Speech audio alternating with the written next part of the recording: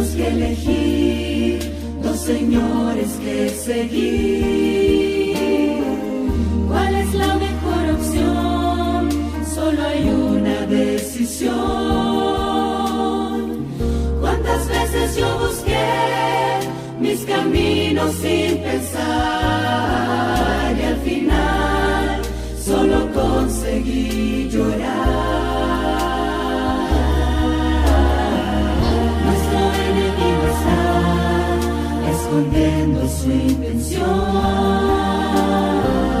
No mentiras viene a mí y me quiere destruir. Solo Cristo me dará la real felicidad y el poder para ser un vencedor.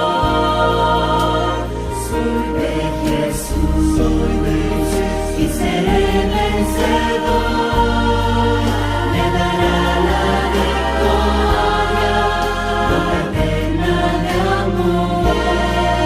Mi amor, Señor, me dio paz y valor.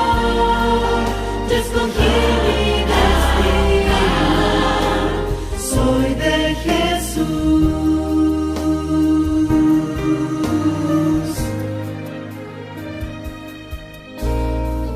Decidí testificar, aunque venga tentación,